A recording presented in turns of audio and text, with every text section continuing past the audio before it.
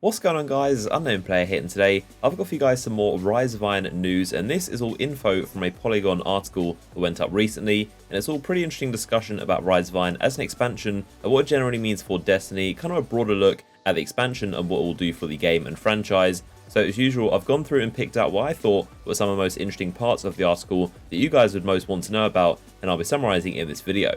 So the main title, or I guess headline of this article, is saying that if Destiny was a guess, The Taken King was a refinement, and Rise of Iron is a statement. So pretty bold statement if you ask me. Not sure exactly who that quote is from and if they've played the Rise of Iron yet, but they definitely seem very positive about it so far, and that seems to be the general vibe of this interview. There's a lot of talk about how they don't need to refine the game as much, because Bungie have kind of found the sweet spot in terms of infusion and activities that we like, and they kind of know the community after the game being out for 2 years, and there's less refinement and overhauling of the expansion. So Rise of Iron is more of what we love and less of trying to overhaul the game and trying to get something right. So something that I thought was pretty interesting is that multiple times in the interview, they do actually mention how Rise of Iron is going to be Destiny's last big expansion. I'm not sure whether this is just a guess or a statement, whether Bungie actually confirmed that to Polygon, or whether the writers at Polygon know things that we don't know yet. But at one point they said this fall, those efforts will culminate in Rise of Iron, Destiny's last big expansion. They also said later on in the interview that millions of people have played Destiny, and that gave the developers a license to build Destiny's final expansion without having to worry too much about retooling. So I'm not sure where exactly this is coming from, but they seem to have the idea that Rise of Iron is going to be Destiny's last expansion, the last big one anyway, until of course Destiny 2 next year. So as I covered in recent videos, Bungie did give the impression in various interviews, one with IGN in particular, they gave the impression there would be more expansions, full-size expansions and DLCs, in addition to those 3 smaller events like the Sparrow Racing or the Festival of the Lost or the Crimson Days events. They gave the impression there would be more DLCs, so I guess we don't really know right now. This Polygon interview is definitely very interesting to me, how they mentioned this is going to be Destiny's last big expansion. I personally think that Destiny does need at least one expansion the same size as the Rise of Iron in between Rise of Iron and Destiny 2. We do know that Bungie have plans to release more updates, just like the April update, which I think is awesome, but I do think that Destiny does need at least one proper-sized expansion equal to the Rise of Iron before Destiny 2 launches, just kind of keep us entertained, because if we get another year that's the same as year 2, with basically just live events, and the biggest thing being the April update, I think things are definitely going to get very slow and very stale. But like I said, we don't know exactly what's going to happen in year 3. There might very well be expansions. This Polygon article just seems to give the impression that there might not be anymore until Destiny 2.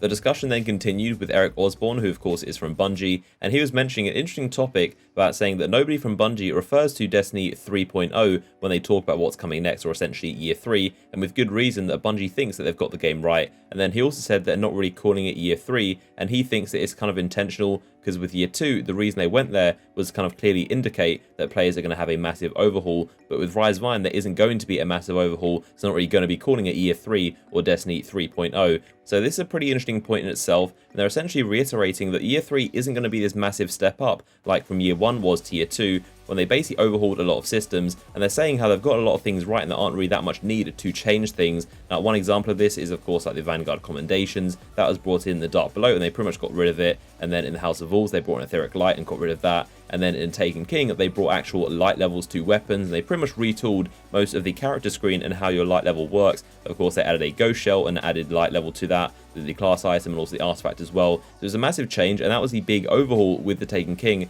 And of course we heard a lot about how much of a change Taken King was to Destiny, and of course the massive changes to vanilla. But this time around, Rise of Iron isn't going to be overhauling the entire game. The infusion system is going to stay, and we're still going to be using that. So essentially there isn't this massive gap between year 2 and year 3, and obviously they aren't going to be getting rid and changing the massive pillars of Destiny like the infusion system. That's here to stay, and Rise of Iron is going to continue on with that, with the infusion system and everything we know and love. That's why they're making a point to not have this massive difference between year 2 and year 3 and act like we're changing stuff, because there isn't going to be that much refinement, and they feel like they've gotten Destiny pretty much right, and now it's just a case of giving us content that we want, like the raid and new activities, the missions, exotics, stuff like that. So that's essentially how it's going to work in terms of year 2 to year 3. They then went on to talk about how Bungie ultimately gets to decide what ships, but the player desire is a significant factor in development. So basically saying how we have a massive influence in what Bungie actually do with their decisions, and of course our feedback is very important to them. If we say we like something or don't like something, they're most likely going to take that into account, and they're going to build a game around what we like and what we don't like. It's very similar to Sparrow Racing, how that was basically like an example, and Bungie put it out there as an experiment to see if we'd like it, and they said if we do, they'll definitely have it return. So we absolutely loved it, and pretty much most of the community really enjoyed Sparrow Racing. So at some point, I'm sure very soon, Bungie will no doubt bring back Sparrow Racing. The question is when, but things that we enjoy, they're going to take into account and work around how to bring it back. And even things like the old raids being brought back up to light level, like I discussed in a recent video, there's a team actually thinking about how to do that properly. Doesn't mean they will or won't bring back the Crow's End and Vault of Glass raids up to current light level, but they have said they are thinking about it, and if they can come up with a way to effectively and meaningfully bring back those raids, they probably will do. So Bungie tries its best to listen to what players want the most, and I guess the Rise of Iron having the Yellowhorn returning is definitely an example of that. So the final thing they mentioned is that they said, if you've played a bunch of Destiny, then Rise of Iron should answer questions you've long had.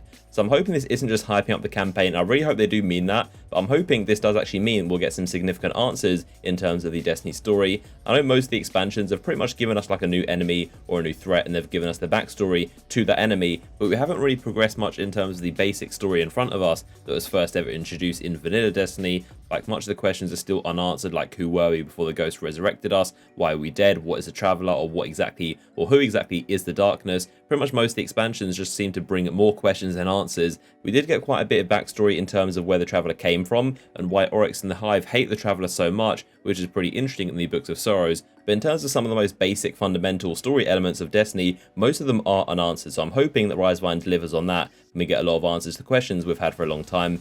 So that is about it for the Polygon interview and everything that I thought was pretty interesting about it. Drop a comments down below with your thoughts on everything I've discussed, and of course drop a like on the video if you enjoyed it. Be sure to subscribe for more videos on the channel, and I'll see you guys in the next one.